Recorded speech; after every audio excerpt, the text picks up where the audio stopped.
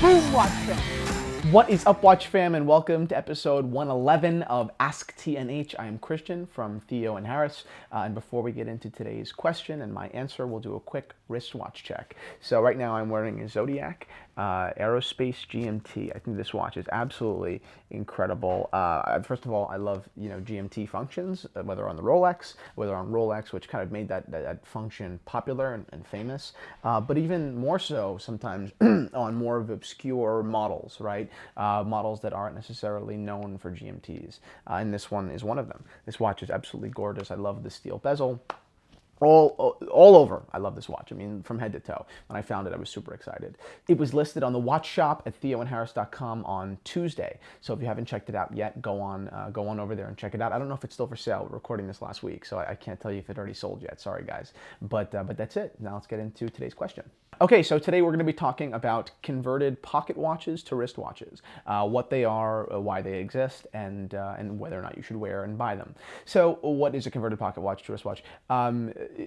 It's literally a pocket watch that was taken by a watchmaker or whatever, anyone that knows how to mess with metals, and was given lugs, and a watch strap. So that's it. Basically, people, and you can put a bunch of photos of them right here, put them all over from Google or wherever, took these watches and they wanted to, appropriate them and make them, usable to today. So they put on lugs and they put on a strap, and now you can wear them. Do I think that you should buy one? I'm very like this, like that on this one. I think that yes, they can absolutely look terrific on the right people. And once again, this is a totally subjective topic, so please don't let me come off like I'm being objective and I'm telling you the fact of style and horology. Not the point, just my opinion. I think that oftentimes there are a couple things that are wrong with these watches. One, because they've already been tampered with the lugs, they often are also tampered with in the dial and the hands. That's a huge problem that I see with converted pocket watches and wristwatches. Converted pocket watches to wristwatches. They went in, they did the lugs, and they also wanted to get everything else done, and they lost sight of originality, which to me is a disaster. If you are going to do a converted pocket watch, I absolutely think you should require an original example with original movement and hands and dial, not reloomed, not retouched, none of that. That to me makes it interesting. Otherwise, why are you really wearing the pocket watch? I guess unless it was a good deal or whatever like that. So that's my biggest concern. As far as style is concerned, I think that there are people that can pull these off really well. And then there are most people, that probably just couldn't. It'd be weird. I would wear one. I wouldn't buy one, just because I don't think that it would get enough wear for my taste to warrant spending $2, $3, $4, $5, maybe $1,000, maybe more than that, depending on the watch. I think that if you look at the style of a guy like Alessandro Squarzi, which you could put his Instagram handle right here, he's a really super cool Italian dude that dresses in a lot of just really interesting clothes. Nothing out of the world, nothing like bizarro. It's not like a weird thing. I'll put some photos of him up there as well. I think that maybe with like a bomber jacket or like a vintage military jacket, he could probably rock a vintage Omega, a pocket watch on his wrist. It would look probably pretty interesting. But as a whole, people would have a hard time doing it just because they are such isolating designs. Next, I think that two big issues. One, I think that size is an issue because pocket watches typically were on the larger side. I don't know the millimeter sizes, but typically they were pretty large to fit in your palm. And I've seen a lot of them on wrists that to me don't look good at all. That's number one. Number two, oftentimes, well, almost every time, the stem is a problem. We're used to crowns that are small, crowns that really cause no issue, no intrusion.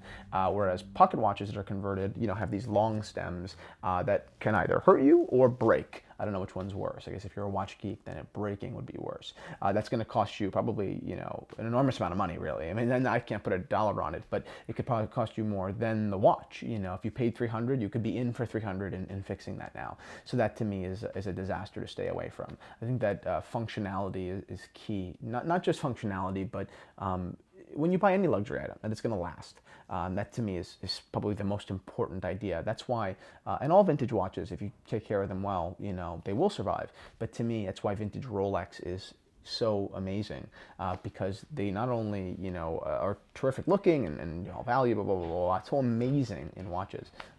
Not only are they terrific value in their design and they're versatile and all that stuff, but they truly are robust machines, which you're not always going to get with the pocket watches. They're a little bit more dainty. They didn't have, technology like we have today with, like shock absorbing and silicone hairspring. And they don't have the luxury of things like that that we're used to. Even that 60s Rolexes do.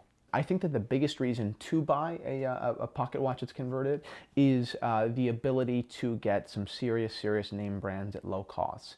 Depends what your budget is, of course, and you can go Hamilton and you can go, Elgin, but you can also go on the other end of the spectrum. I mean, you can go, into Longines, you can go into Patek, for relative low costs. Of course, in its nature, your watch is going to be unoriginal because it's going to have, lugs that are added on.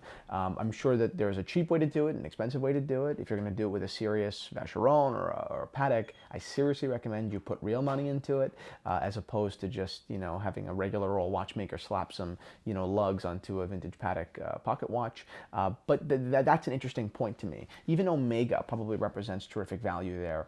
Maybe for $800, you can have a terrific, actually I know this for a fact because I was holding one not too long ago. You can have a terrific 35 millimeter pocket watch with a beautiful porcelain dial and a red seconds or accents in yellow gold that you can convert, and the conversion would be yourself, and you would have to have that done with a watchmaker. But to me, that is incredible value to have something so interesting, so such a quality product from a terrific brand, from a renowned brand that no one else has. I think that's an interesting value prop there. Once again, would I buy one? No, I definitely wear one. But that's it, guys. Keep it original, apart from the lugs. Make sure it's long lasting. Make sure, if you're going to spend $1,000 on it, make sure you're going to have it in 5 or 10 years. It's going to work. And if you're going to do it, do it right. I mean, go with a real good example. Don't spend all this time and money on something that's just an average pocket watch. I think that if you're going to do it, spend a little bit more money possibly, and get a watch that's really worth commenting on and something that you would point out on someone else's wrist. I think that it would actually bring the consumer joy. Thank you guys so much for watching Ask TNH episode 111, and check out the watch shop at theoandharris.com. That's it.